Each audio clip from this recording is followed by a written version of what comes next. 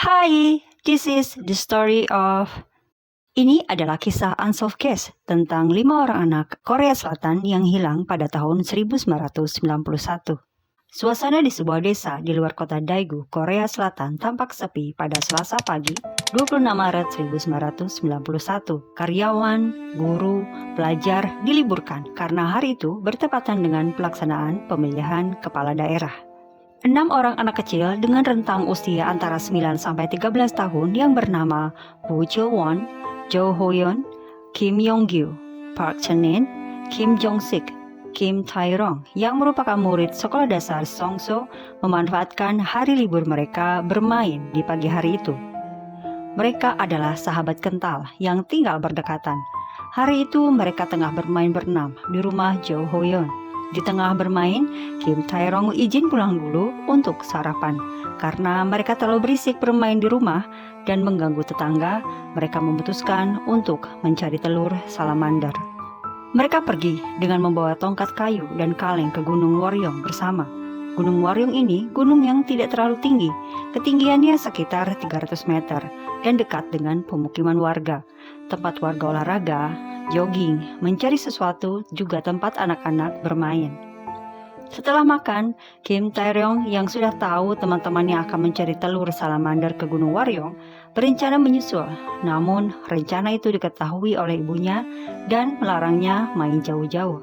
Kim Tae-rong hanya bisa memandangi teman-temannya yang secara perlahan menjauh. Tapi ini adalah keputusan yang tidak akan dia sesali seumur hidup. Siang harinya, guru taekwondo menelpon salah satu orang tua, menanyakan mengapa anaknya tidak datang latihan taekwondo hari itu. Mendengar itu, orang tua yang menerima telepon langsung menghubungi orang tua lain dan memastikan apakah anak-anak sudah pulang latihan taekwondo dan berkumpul di rumah mereka. Mereka semua menjawab, anak-anak tidak ada di rumah. Hingga hari sudah sore, tapi kelima teman Kim Tae-rong tak kunjung pulang. Para orang tua sudah mulai panik. Mereka tidak tenang. Mereka mencari anak-anak selama hampir 1,5 jam, namun nihil. Akhirnya, pada hari yang sama, sekitar pukul 19.30 malam, para orang tua segera menghubungi polisi. Walaupun laporan sedikit kurang mendapat perhatian, karena kesibukan kepolisian di area itu sedang melakukan pemilihan kepala daerah, namun polisi tetap menugaskan petugasnya untuk mencari. Polisi melakukan pencarian menyeluruh hingga keesokan harinya. Polisi awalnya menduga bahwa anak-anak kabur, namun dugaan itu segera dibantah karena tidak ada alasan kuat. Teori lainnya bahwa anak-anak itu tersesat, namun penduduk setempat juga menyanggah karena pencahayaan di Gunung Waryeong pada malam hari sangat memadai. Bahkan jika ada wisatawan yang tersesat pun bisa dengan sangat mudah untuk menemukan jalan pulang. Di atas sebelah kiri Gunung Waryeong terdapat sebuah pangkalan militer. Di sebelah kanan, sebuah kolam tempat anak-anak mencari telur salamander, serta lapangan tembak di atas kolam. Para orang tua mulai mencari di sekitar gunung, namun tidak menemukan tanda-tanda keberadaan anak-anak mereka. Menjelang sore, ternyata para wartawan mendengar dari polisi bahwa ada 5 anak laki-laki yang dilaporkan hilang di Gunung Waryeong.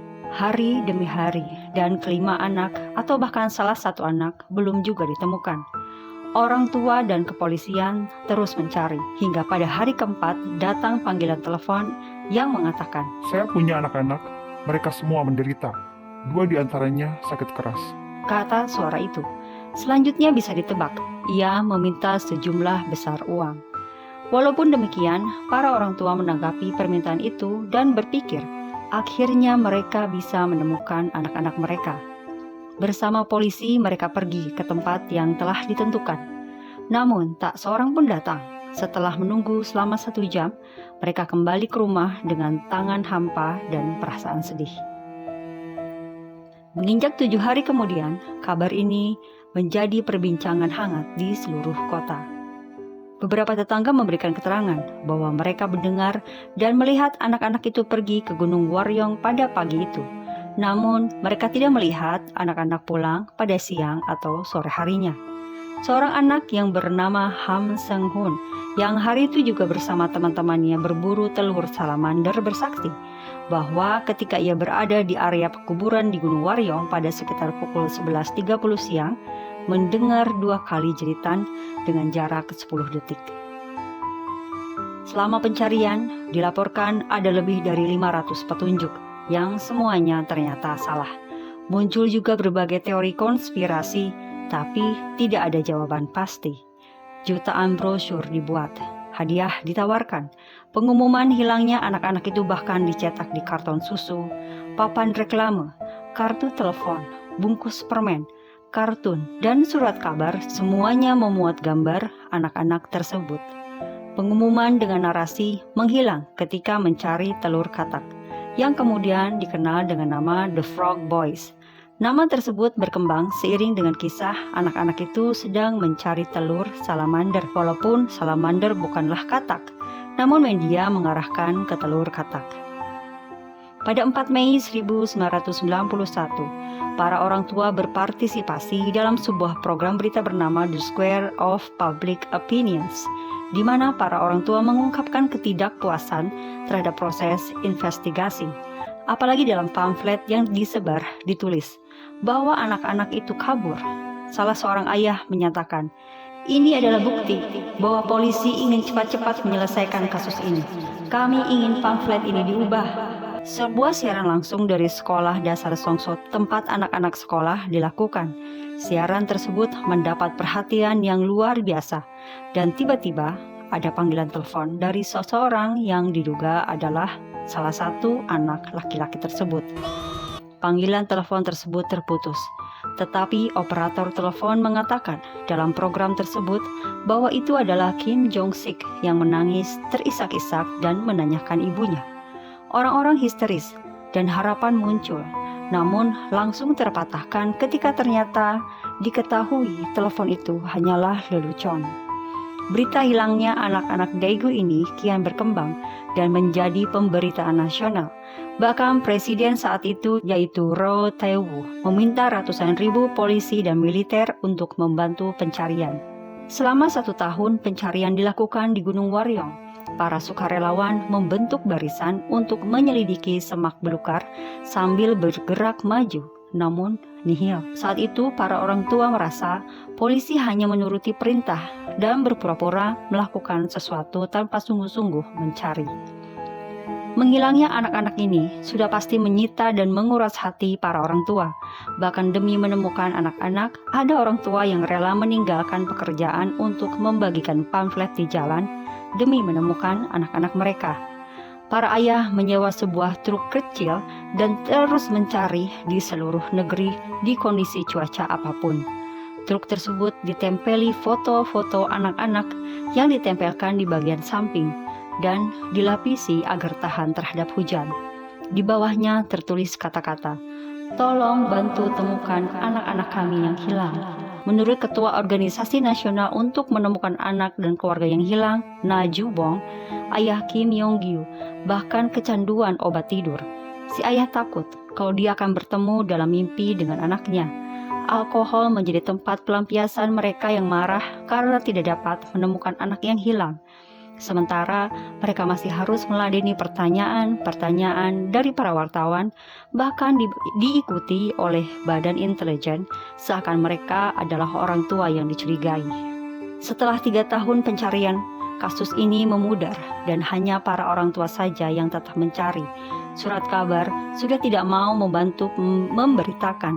Mereka bingung, akibat pencarian ke seluruh negeri, banyak di antara mereka terlilit hutang. 2 tahun kemudian, ketika mereka akhirnya membangun kembali kehidupan mereka, ada tuduhan yang ditujukan kepada salah satu dari orang tua yang kemudian diselidiki oleh polisi.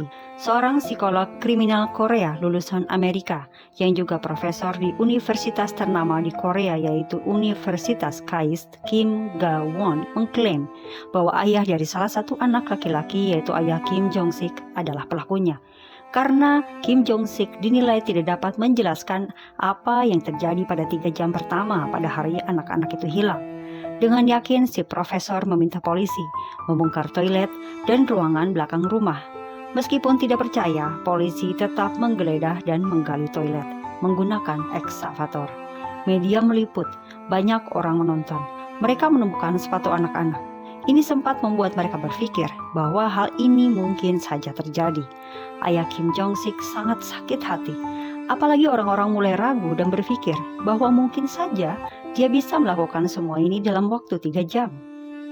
Pada akhirnya rumah itu hancur, tetapi tidak ada yang ditemukan. Kim Ga-won, si psikologi kriminal, hampir diamuk massa ketika dia ketahuan mau melarikan diri. Sementara ayah Kim Jong-sik sangat marah. Dia meninggal 5 tahun kemudian di usia 40-an karena kanker. Pada 26 September 2002, setelah 11 tahun berlalu, di Gunung Waryong, seorang pendaki yang sedang mencari biji ek di lereng gunung menemukan hal ganjil. Dia melihat sesuatu dari kejauhan dan menemukan pakaian tua di bebatuan. Namun ada yang aneh. Penemuan tidak biasanya langsung dilaporkan ke pihak berwenang. Pihak berwenang tanpa keahlian forensik langsung melakukan penggalian. Mereka banyak menemukan pakaian dan ketika digali lebih dalam, mereka menemukan banyak tulang belulang anak-anak, bahkan kawat gigi. Pihak berwenang menduga ini adalah anak-anak yang hilang 11 tahun lalu. Untuk memastikan, mereka memanggil orang tua dan memperlihatkan baju-baju itu kepada para orang tua. Dan ternyata memang benar, itu adalah baju-baju anak-anak mereka. Salah satu jenazah seorang anak ditemukan dengan celana yang dibalikan di atas bahunya dan lengan baju yang diikat menjadi satu. Ketika ikatan itu dilepaskan, ditemukan selongsong peluru kosong dan peluru yang tidak terpakai. Sehingga orang tua menjadi yakin bahwa anak mereka meninggal karena ditembak. Polisi memanggil ilmuwan forensik Choi Jong-min, seorang profesor di Universitas Kyungbu ke TKP. Namun ketika tiba, ia melihat polisi menggali tanpa memperhatikan cara-cara keforensikan, sehingga membuat banyak kesalahan. Polisi menyusun tulang-tulang panjang dan tengkorak menjadi satu. Sementara harusnya tulang-tulang itu disusun menjadi satu kesatuan yang utuh. Para orang tua pun ikut kesal melihat tulang belulang anak mereka diperlakukan seperti itu. Dari penemuan itu, penyidik awalnya klaim bahwa The Frog Boys meninggal karena hipotermia, dengan alibi ketika ditemukan kondisi anak-anak seperti sedang berpelukan. Namun teori-teori itu disanggah. Jika memang hipotermia penyebabnya, mengapa anak-anak itu terkubur, bukan tergeletak di atas tanah? Tim dari Federasi Alpen Korea yang sering dipanggil untuk keadaan darurat karena pengalaman mereka di daerah pegunungan memeriksa lokasi tersebut. Mereka yakin bahwa itu bukan kasus hipotermia. Daerah itu sama sekali tidak tinggi, bahkan jarak lokasi kejadian tidak sampai 100 meter dari jalanan. Gunakan akal sehat. Jika cuaca dingin dan hujan, hanya butuh waktu 5 menit untuk berlari pulang, kata Direktur Tim Penyelamat Choi Won-sok.